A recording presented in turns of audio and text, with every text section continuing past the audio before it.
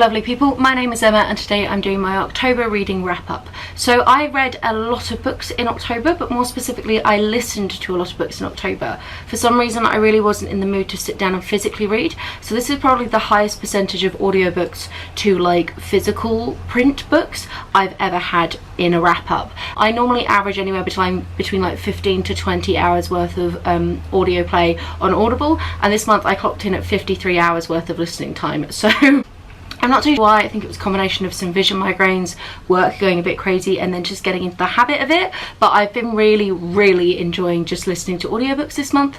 So I just wanted to let you know that most of these are in audiobook form. And on that note, let's jump into the first book. The first one I listened to and finished was The Five by Hayley Rubin. This is a non-fiction book looking at the lives of the 5 women that Jack the Ripper killed way back in the Victorian era. I actually have an entire review of this book now because as soon as I finished it, I enjoyed it so much I had to jump on and talk about it. I couldn't wait until this wrap up, so I'll link that down below if you do want to go check out a more fully formed idea of my thoughts. What I found so fascinating about this was not only did Hayley have a wonderful writing style and it's clearly very well researched, but it acted as like kind of a twofold of both being a really interesting look at our obsession with serial killers and specifically the killers rather than the victims, and the way that victims get kind of dehumanized and just become statistics and numbers and things to prop up the serial killer's fame, but also it acts as a really lovely snapshot of kind of social history of the Victorian era, specifically with the working class. So I think Hayley's done an amazing job tackling 2 quite disparate topics and putting them into one really coherent, nice book, and the audiobook is wonderfully narrated. The next book that I listened to is The Last Hours by Manette, which for a lot of these I do have a physical copy as well. So this is historical fiction set in the time of the plague, and it's about a noble woman who the plague basically attacks her village, and she brings everybody into the castle and in a stronghold, and it's about her desperate attempt to try and keep her people safe. She's a very modern woman for the time. She believes in things like cleanliness and is not obsessed with kind of church idolatry, and basically it's a really big discussion about religion and science and rank and kind of class issues, and it was just a really good fun historical fiction. It turns out it's actually a duology, and I'm a little bit bummed out by that because it does sort of drift a little bit towards the middle and then the end, and then you realise that we're not going to get a satisfactory wrapping up of this book in this particular tome. But I'm really keen to get to book 2 at some point, and I loved all the characters. I thought that it was a really well done. Also, as a side note, the audiobook accents were amazing. So it deals a lot with a bunch of different French characters because I think England was under French rule at the time of the plague, or something to do with Cromwell maybe. I'm not gonna lie, my British history is very shaky. So there's lots of characters with various French accents. It's set in kind of Devonshire, I think, Dorset. So there's a bunch of sort of brogy accents there. It's just generally the audiobook does an amazing job with subtle accents that don't pull you out of the story but really add depth to the characters. The next book I finished again on audiobook was Sea Shaken Houses by Nannes. I actually started this in physical form and was really struggling with it, so I swapped over to the audiobook. Once again, the accent was absolutely glorious for this book, so I would really recommend the audiobook.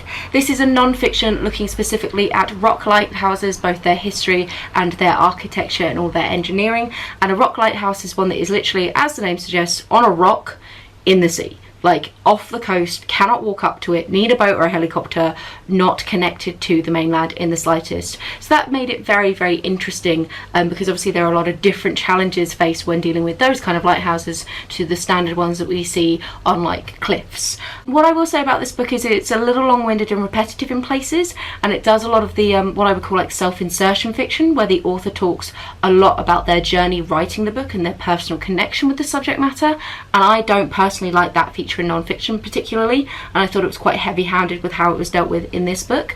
So that's just something to bear in mind. I've heard that this book should almost be treated like a collection of essays to be appreciated over a longer period of time rather than in one sitting, and I would agree with it. I actually had a much better time when I started listening to each chapter kind of separately and giving it a few days in between to be able to let things settle a bit. It is interesting though, and I would recommend it if you definitely are interested in kind of the marine life and also architecture in general, and the history of British sailing and British shipping.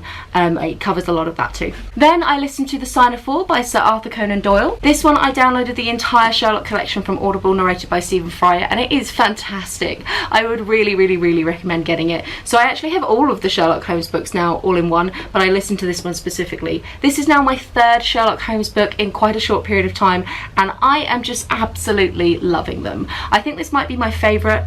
I've done a collection of short stories which was really good, but I'm not a short story fan particularly, and A Study in Scarlet, which was lovely but then had a bit of a weird tangent in the middle, whereas this stays really true to form and focuses very intently on Sherlock and Watson and the storyline, and I appreciated that far more. It still has a bit of an info dump at the end where we get all of the exposition and backstory of the bad guy, which I think is a little heavy-handed with how it's dealt with, but other than that I think it's fantastic. I gave it like 8 or 9 out of 10. It was amazing. I really enjoy the Sherlock Holmes books. Then we have another non-fiction. I really was doing basically like a mini non-fiction November prequel by myself in October. I had like a really high percentage of non-fiction this month as well. So that is Never Enough by Judith Grissle. This is a book about the neuroscience and experience of addiction, and I have mentioned it a few times on my channel now because I've talked about it in I think a 5-star predictions list, a recommendations list. It's kind of featured a few times. I absolutely adore this book. I gave it 9 out of 10. 9 out of 10. It was absolutely incredible. It is looking at the neuroscience behind addiction and what various drugs do to your brain and why that leads to addictive behaviour, and all the various different components that can feed into addictive behaviour, whether it be things like genetic predisposition, environment, etc. But also Judith Grissle was a very hardcore addict herself, so she talks about her own personal experiences with addiction. So when she's describing the drugs, for a lot of it she's describing her own personal experiences taking them, as well as the science behind them. It's surprisingly accessible for a book that is very scientific in nature, and as long as you're not scared by some of the scientific terms, they are surprisingly easy to understand and to really get into. I haven't studied science since like AS level biology. I wasn't particularly brilliant at it, and I didn't really find myself getting lost at any point. It did make a lot of sense, so definitely one to go for. The only thing I'd say is I really wish it had gone into a fraction more detail about some of the drugs in particular. Some of them did get like kind of lumped together, and I wanted to know a little bit more about some particular ones in there. So that's the only little bugbear I had with this, but tiny. Technically I was supposed to be doing Victoria this month, but I pretty much failed spectacularly. I did not get to any of the technically Victorian literature, though I had the Victorian history book, the history book about Victorian era, and I also read The House of Mirth by Edith Wharton. Now, not technically a Victorian book because it was published a couple of years after Queen Victoria's death, so technically speaking it's Edwardian. Sorry. It is absolutely amazing. This is one that I picked up because Olive from A Book Olive, who is incredible, has recommended it so many times. She loves it. It's amazing, and basically it's the story of Lily Bart, who is this wonderful upper middle class character who is basically desperately trying to reach for fame and glory by trying to marry up, but kind of keeps sabotaging herself along the way. Again, I listened to it on audiobook, and again that was absolutely amazing. It was a little bit long and predictable at the end, but in a way that I didn't massively mind, because actually I just enjoyed the characters so much and the time period so much, and it was such a fascinating look at that real like turn of the century changes in the power that women had, and it talks so openly and frankly about the act of marrying and how to gain power as a woman, and it's just I loved it so much. It was just such a good read. It's been a really strong reading month. The next book I listened to was And Then There Were None by Agatha Christie. This is a standalone fiction of hers which is not linked to Miss Marple or Poirot, and is probably her most famous story. It's had a BBC miniseries adaptation, not miniseries, sorry, singular adaptation, and is fairly beloved by many people. Basically it tells the tale of 10 people who go to an island because they've been invited under fairly mysterious circumstances, and then they all start to be killed off in mysterious ways linked to a nursery rhyme. It was very atmospheric and I really enjoyed it, but for me personally it was slightly ruined by the fact that I have seen the BBC adaptation of it, so the twist, shock, amazing ending was kind of ruined for me because I knew that it was coming and I was making too many direct comparisons between the two. It is one of these books that only works because of its time period. In modern day forensics would completely destroy the plotline to this, which is a little bit of a shame in some ways. I'm glad that we're getting really good at catching murderers, but it's also a real shame that the mystery surrounding some of these setups doesn't really work anymore. I absolutely adored it. Though I thought it was just so atmospheric and freaky and spooky and creepy, and that sense of like being trapped somewhere and something hunting you and you not knowing who it is or who is safe, and these people turning on each other, and that real like isolated closed circle mystery. Just absolutely incredible. I would really recommend it. It's my favourite of hers so far, most definitely, and I can see why it's such a cult classic. And then I read by Matt Hague. So this was featured in a haul recently. You should hopefully have seen this by now. I really enjoy Matt Hague. He has written things like The Humans and How to Stop Time. He's fairly well known now as an author, especially also on Twitter. This is a reworking of the classic vampire myth, and it's basically a suburban family who are vampires but their kids don't know, and then an incident occurs where their kids find out, and it's all kind of the ramifications and consequences of that. It was good fun. I find Matt Hague's books, they're almost like a kind of like warm hug or a hot chocolate or some kind of real like comfort food. They're always such a good time reading, and they feel very cozy, and they deal with very like interesting, close kind of discussions about like what is important about being human and what's important about being alive.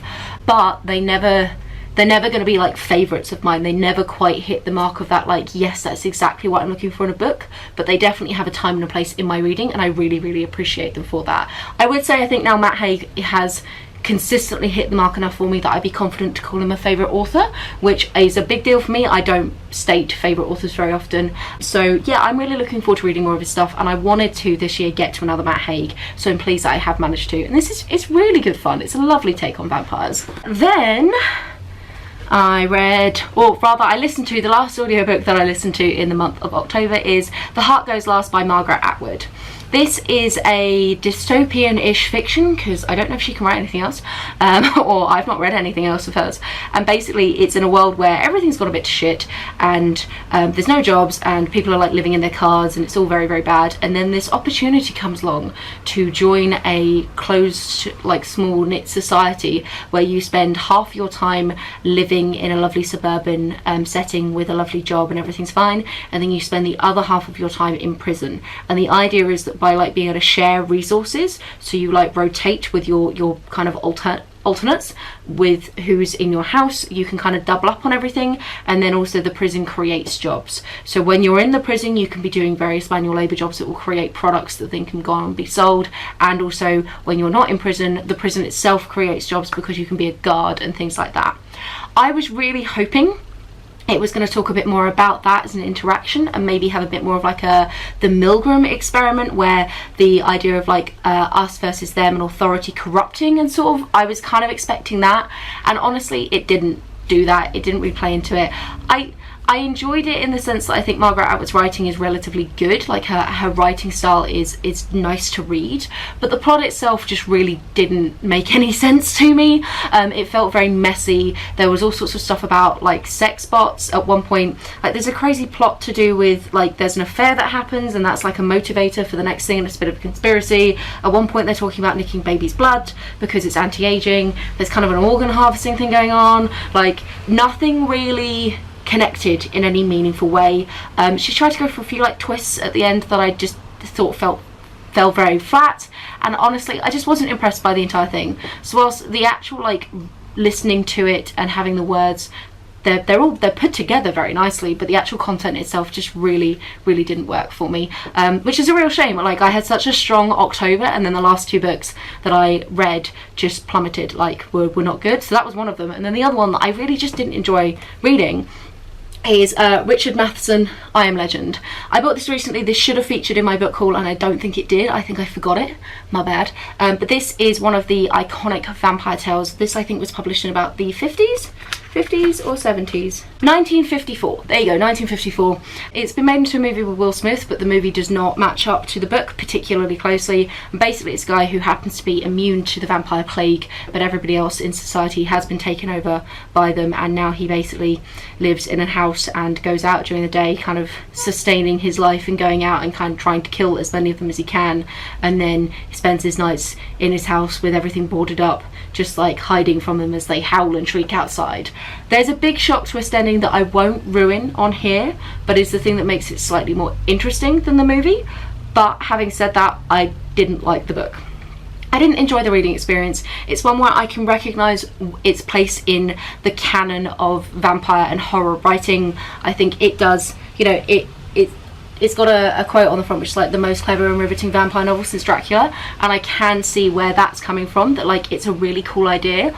I just don't think it was executed very well for me personally, and I can't really put my finger on exactly what was wrong with it, but I just didn't get on with the writing style, and I didn't really enjoy reading it, and it was more of like it was the only thing that I had in my bag, so I read it because there was an absence of anything else to read.